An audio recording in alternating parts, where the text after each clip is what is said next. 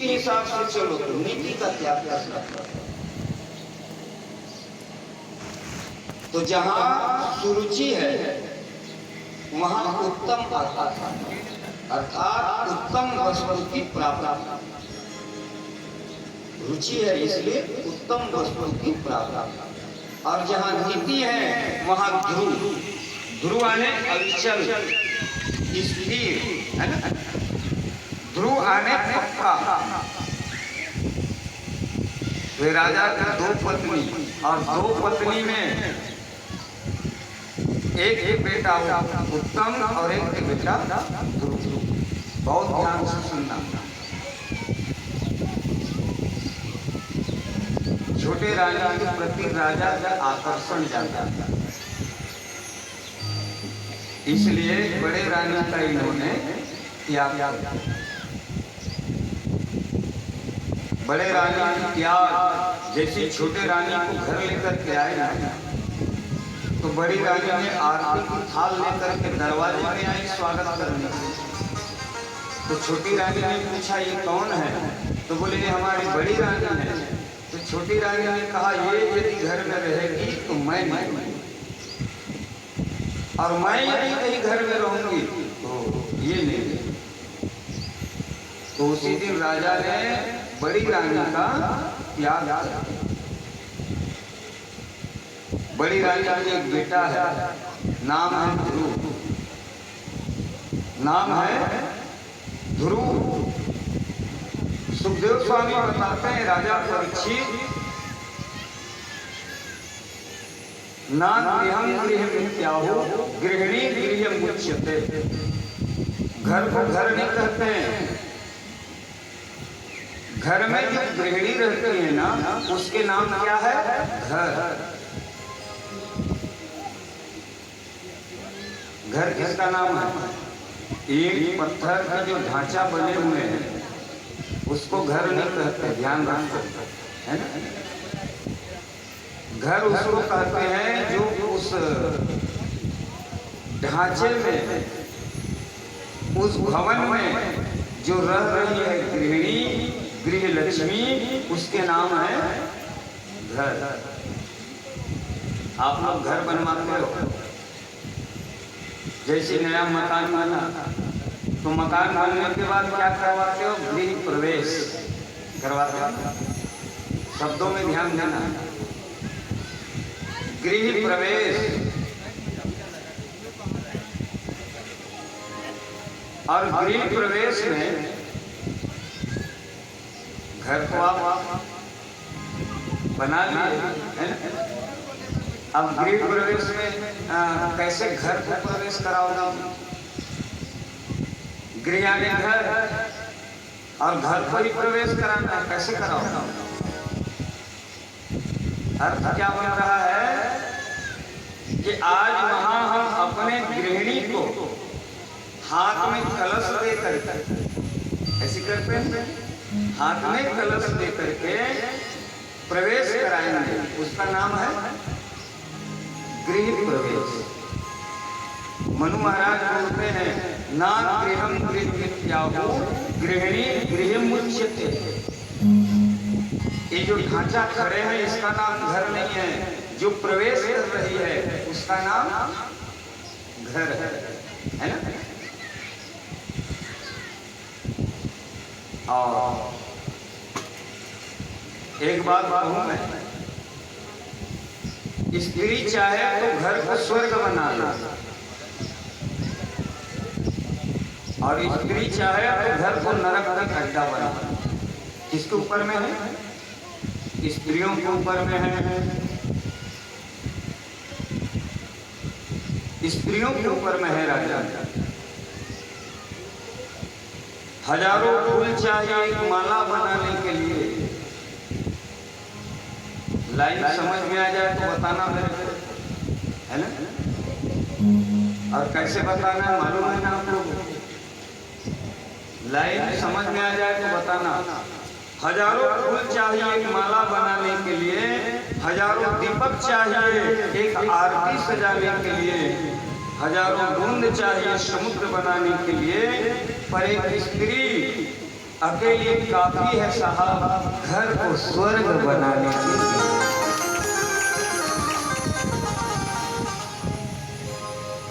एक अकेली स्त्री, एक नारी काफी है घर को स्वर्ग बनाना, है ना भाई? इसीलिए मनु महाराज कह रहे हैं स्त्री चाहे तो घर को स्वर्ग बना, और स्त्री यदि चाहे तो घर को नरक के अड्डा बना। माँ यदि चाहे तो बेटा को सन भर ये सब बनाना। माँ यदि चाहे तो बेटा को जेब कतरा चोर डाकू बनाना। ये किसके ऊपर में है? माँ की। माँ पहली गुरु है। सुनीति इनके बेटा गुरु हैं, और गुरु जी को माँ ने बहुत ही सुंदर शिक्षा दिया कि सुनो बेटा, कोई भी साधु संत गो ब्राह्मण जहां कहीं भी मिले बस प्रणाम करो, है ना? प्रणाम करना चाहिए।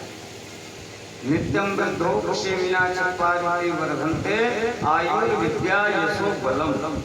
प्रणाम करने से 4 सिद्ध बढ़ता है। कौन कौन से? आयु, विद्या, यश, बल। इसलिए प्रणाम रोज करना चाहिए। सुन लो, अपने से बड़ों की रोज प्रणाम करो, है ना भाई?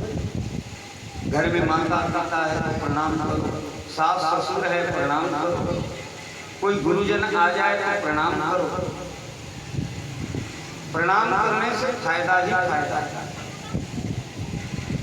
और इस शिक्षा दो घर के बच्चों को कि माता शत्रु पिता वैरी हीन बालो पाठिता। माँ बाप शत्रु और वैरी के समान है जो अपने बच्चों को ये शिक्षा नहीं देते। शत्रु और वैरी के समान। माता सुनीति से सुनो, माता सुनीति ध्रुव को सिखा रहे बेटा प्रणाम किया करो, है ना? हम लोग तो कई घरों में जाते हैं, माँ बाप बोलते रहते अरे बेटा गुरु जी आए प्रणाम करो।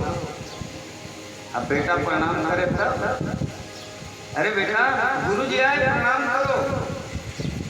अभी गुरु जी को बोलना पड़ गया बेटा को तो छोड़ो, तुम दोनों पहले प्रणाम करो, खुद तो करो भाई। तुम खुद करोगे तो हो सकता है देखा देखी में तुम्हारे बेटा बेटी भी सीख जाए। बच्चे जो देखते हैं अनुकरण करते हैं ना। बच्चा यदि छोटा है, हम प्रणाम कर रहे हैं तो देख करके बच्चे भी सीखेंगे। इसलिए हमको स्वयं में करना है। माता सुनीति साधु संतों के प्रणाम करती हैं। पता है गुरु जी को लेकर के कथा सुनने जाते हैं। एक बार चातुर्मास में साधु संतों की मंडली आई। 4 महीना वहीं जम गए साधु संत। तो माता सुनीति रोज जाकर के सेवा करती हैं साधु संतों को, और सेवा करके उनकी कथा सुनते हैं, और साथ में अपना बच्चा भी लेकर के रोज जाता है। इसलिए हम कहते हैं कथा में आओ तो अपने बच्चों को भी साथ लेकर के आओ। डरो मत के बच्चे उधम करेंगे, कोई बात नहीं, थोड़ा उधम करेंगे, थोड़ा नियंत्रित करके रखना।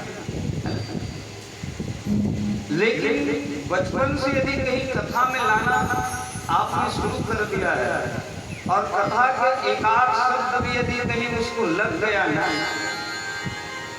तो बचपने से ही भगवान ठाकुर के श्री चरणों में उनको ऐसा प्रेम, ऐसी श्रद्धा जागृत होगा कि जीवन भर कभी फिर भक्ति करना छोड़ने वाला नहीं है।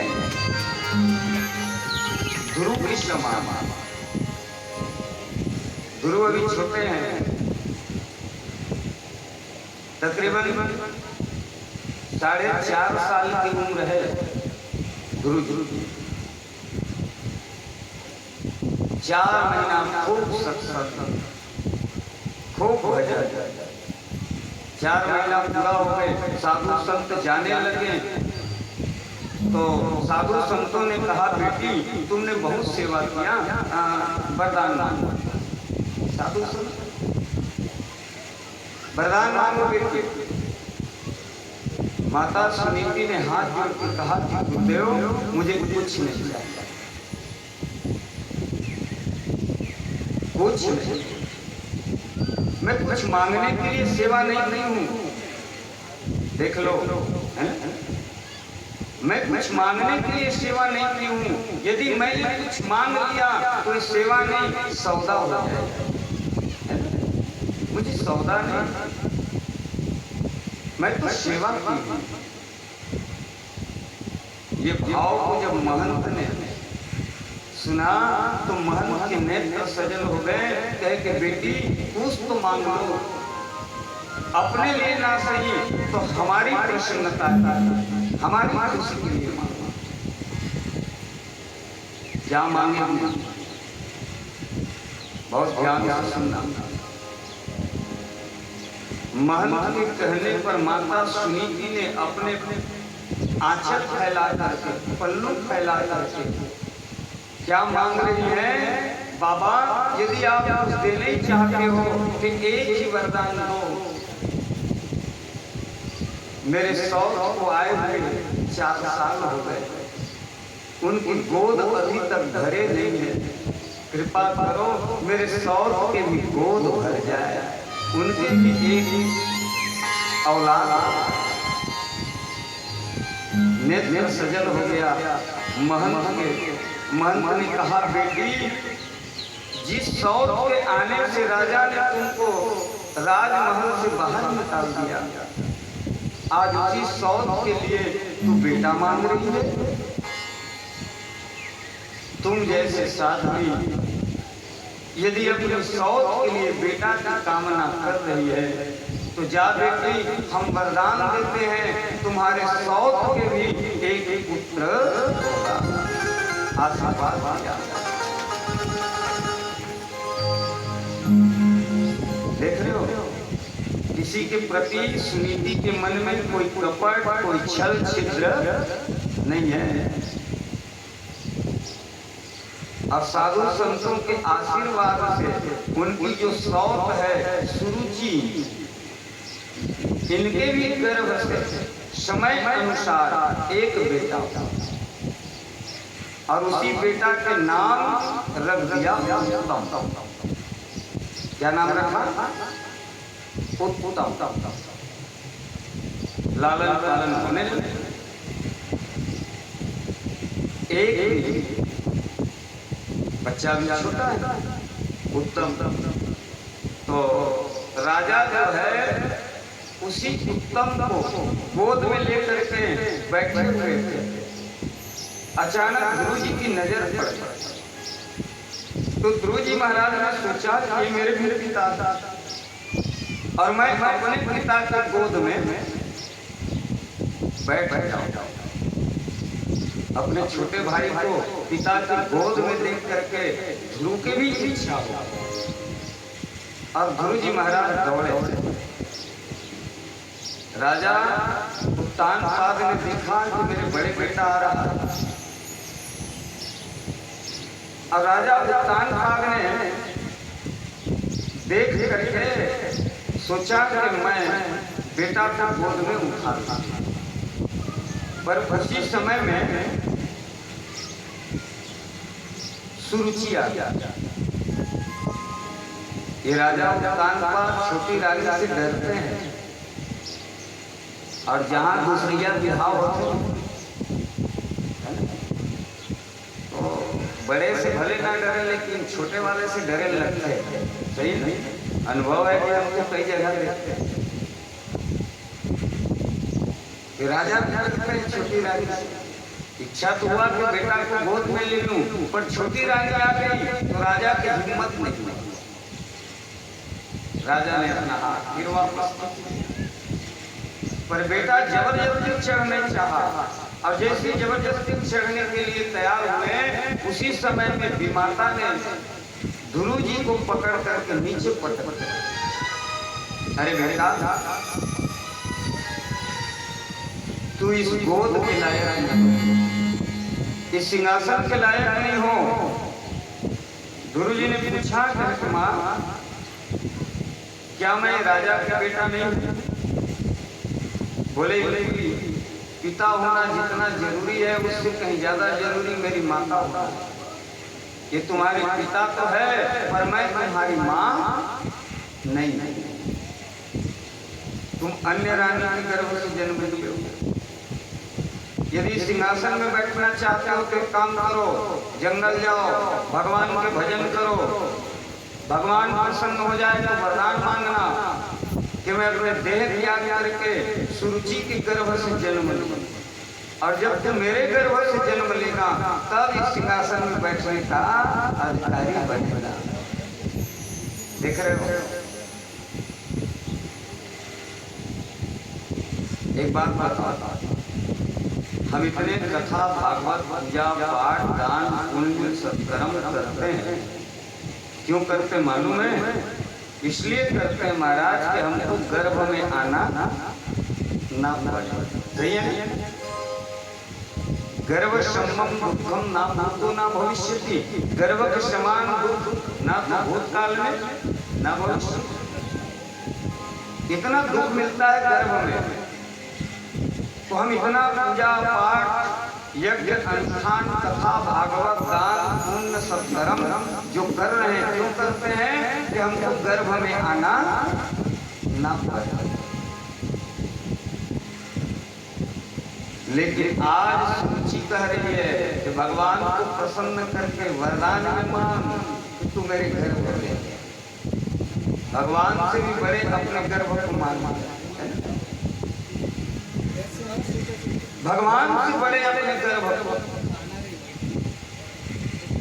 जैसे सोए हुए सांप को कोई डंडा मार देना तो सांप अपने जीवन पर्यंत उस व्यक्ति को भूल नहीं सकता, और यदि कोई मौका मिले तो सांप जो है अपना बदला ले ही। ऐसे तो गांव में देखे, यदि कहीं धोखा से सांप मर भी जाए तो इस मत में को जला दो, आपने फेंक दिया, और उस सांप की पत्नी सर्पिणी यदि आ गई और आंख में देख लिया, उसके आंख में कैमरा लगा हुआ है, तुम्हारी तस्वीर उसके आंख में दिखेगा, और फिर उसकी बदला वो नागिन ले लेगा। तो सांप को भी भूलता नहीं है।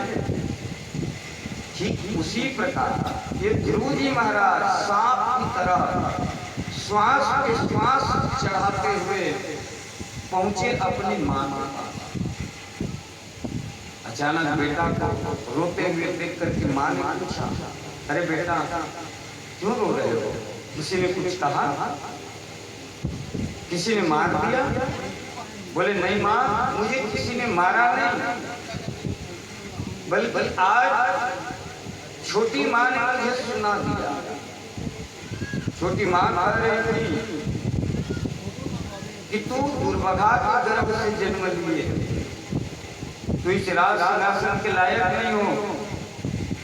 कहे कि मां, ऐसे कौन से सद्गुण विद्यमान है छोटी मां में जो सद्गुण तुझ में नहीं है?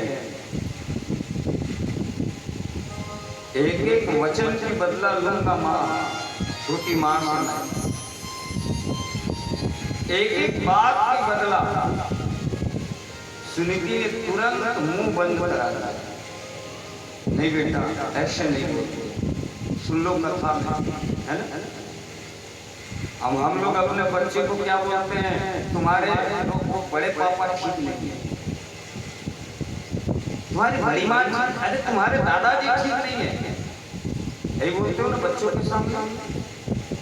ध्यान रखो, सुनीति की कथा सुन रही हो आप लोग भागवत जी में। जब बेटा ने कहा एक एक बात की, एक एक शब्द की बदला लूंगा, तो मां ने तुरंत मुंह बंद कर दिया। अरे बेटा ऐसे नहीं बोलते। और हम लोग कितना गलत सिखाते हैं बच्चों को। बच्चों के सामने कभी मत बोलना कि तुम्हारे बड़े पापा ठीक नहीं है, तुम्हारी बड़ी माँ ठीक नहीं, तुम्हारे दादा दादी ठीक नहीं, बिल्कुल मत बोलना। अच्छा सिखाओ। भागवत जी की कथा सुनो। माँ ने कहा कि बेटा बिल्कुल नहीं, जैसे कि है वो तुम्हारी माँ है और मुझसे कहीं ज्यादा अधिकार छोटी माँ की है तुम्हारी। सही है ना? राम जी के भी वनवास हुआ तो छोटी माँ ने कहा था इसलिए वनवास हुआ, है ना? यदि केवल राजा बोले होते तो माता कौशल्या रोक देते, लेकिन यहाँ इच्छा किसके है? माता कौशल्या की इच्छा है। तो माता कौशल्या ने विचार किया कि मुझसे कहीं ज्यादा अधिकार तो कहीं है। तो जहाँ ऐसी स्थिति परिस्थिति है, विचार करना कि जो विमाता होते हैं, छोटी माँ होती है, उनके अधिकार जो बच्चों के ऊपर में ज्यादा होता है। साथ के हिसाब। आज सुनीति ने कहा कि बेटा वो तुम्हारी माँ है और माँ के लिए अशब्द नहीं बोलते। माता हमेशा नहीं होते हैं। और क्या गलत कहा तुम्हारी माँ ने? मैं वैसे भी दुर्भागा हूँ बेटा। अब रहा सवाल गलती की, तो गलती तुम्हारे लिए। माँ मैंने ऐसे क्या गलती किया? तो माता सुनीति करते हैं, एक तो तुमको मानव जन्म में आना नहीं, तुम्हारे कर्म, तुम्हारे रहन सहन, तुम्हारे बात व्यवहार तो सभी देवताओं की समान है। अब तुम मनुष्य बन करके आ गया, और मनुष्य बन करके भी आया तो मेरे जैसे दुर्भागा के गर्भ से जन्म लिया। सुन बेटा, जंगल जा अब कर ले। तुम्हारी छोटी माँ ने ठीक कहा है कि जंगल जा करके भजन करो। माँ तुम भी कह रहे हो? बोले हाँ बेटा। धन्य है वो महतारी जिसकी बेटा भगवान के चरणों के प्रेमी हो जाए। पुत्रवती युवती जग सोई, रघुपति भगत जा सुत होई। जा बेटा कर ले भजन, ईमानदारी से बताना। 5 साल के बेटा को हम दूध की थैली लेने के लिए नहीं भेजते हैं। भेजते हो क्या? बोलो है? 5 साल का बेटा है तो बाजार भेज दोगे, जाओ सब्जी ले आओ। आप भेज नहीं सकते। 5 साल के लड़का बाजार से कोई सब्जी ले आया है, हो नहीं सकता महाराज। यहाँ 5 साल का लड़का कहाँ भेजे? जंगल, है ना?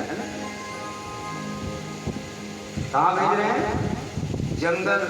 और वो आज के जमाना के जंगल नहीं, पुराना जमाना के जंगल, एकदम घना जंगल जहाँ शेर, भालू, हिंसक जानवर एक माँ है ना? लेकिन इस माँ को ईश्वर के प्रति कितना विश्वास रहा होगा, भगवान के प्रति कितना भरोसा रहा होगा, विचार करो। भाई माँ है, लेकिन ईश्वर के प्रति उनको विश्वास है कि जिस परमात्मा के भजन करने के लिए जा रहा है, रक्षा करने वाला भी वही है। जा बेटा, आज जाने की इच्छा है तो अभी चले जा। वो सुने हो ना आप लोग? कल करे सो आज कर, आज करे सो अब, पल में प्रलय हो है, बहुरी करेगा कब? एक बात कहूं मैं, ध्यान मन में अच्छा विचार आवे तो तुरंत है ना? भागवत की कथा चलत है, कम से कम एक आध दिन जाके सुन लेते हैं तो तुरंत आता टालना है ना, ले न कर चल जाओ, कोई भरोसा है। क्षण भंगुर है यह जीवन की कलिका, कल प्राप्त को जाने खिले न खिले, मलयाचल के शीतल मन सुगंध शरीर मिले न मिले, कलिका न कुठार लिए फिरता तन नम्र चोट झिले न झिले, कहले हरिनाम अरे ओ रसना, फिर अंत समय बोलो तो मिले न मिले, है ना। कोई भरोसा है ना समय में तुम नाम ले लोगे, कोई भरोसा नहीं। मरने के टाइम में ना तीन ही याद आते हैं, बेटा, पत्नी, संपत्ति, या जिससे ज्यादा तुम प्रेम करते हो वही याद आएगा, पर जो याद आना चाहिए वो याद आने वाला नहीं। किसी किसी को याद आते हैं बहुत, है ना। इसलिए शास्त्र कहते हैं अच्छे विचार आवे तुरंत करो, और बुरा यदि मन में विचार आवे तो आप टाल दो, कल है। कोई गलत काम के विचार आवे है तो तुरंत टाल दो। एक काम करते, एक काम कल हो सकता है वो कल आते आपके विचार ही बदल जाए, मन ही बदल जाए, क्योंकि ये मन जो है ना बहुत तीव्र गति से चलता है, कि मन ही मन को जानता, मन ही मन से प्रीति, मन ही मन मानी करे, मन ही मन का भी, मन झूमे मन बावरा, मन की अद्भुत रीत, मन के हारे हार है, मन के जीते जीत। मन बड़े चंचल,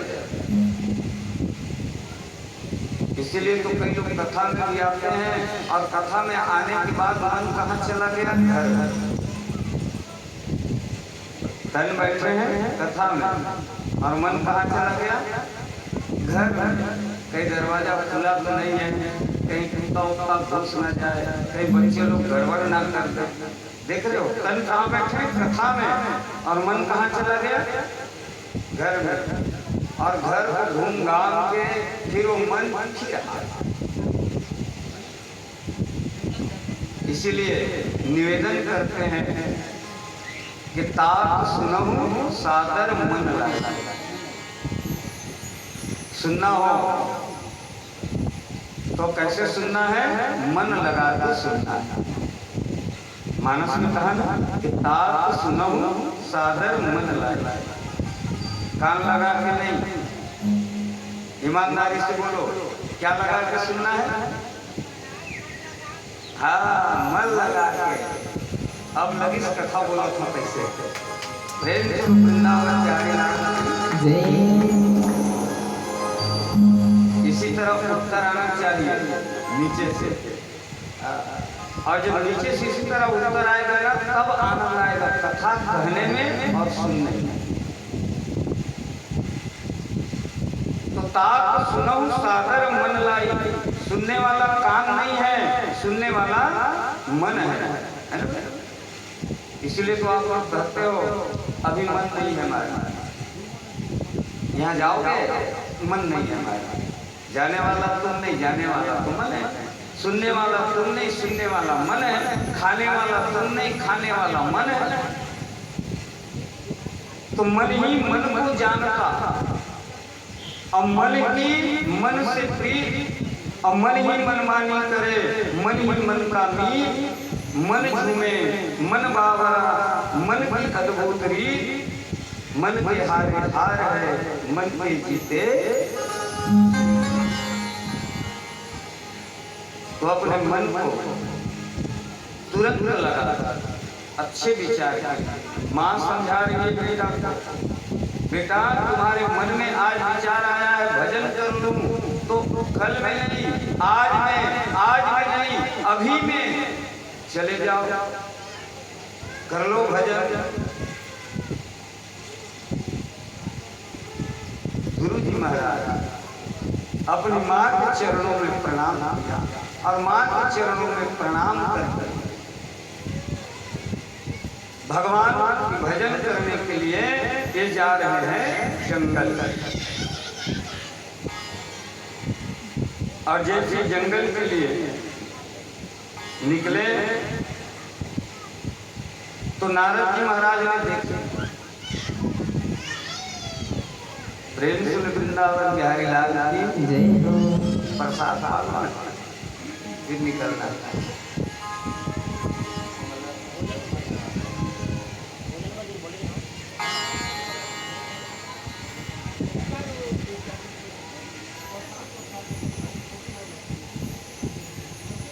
प्रेम से वृंदावन बिहारी लाल की जय। चलिए ताली की सेवा करते हुए भगवान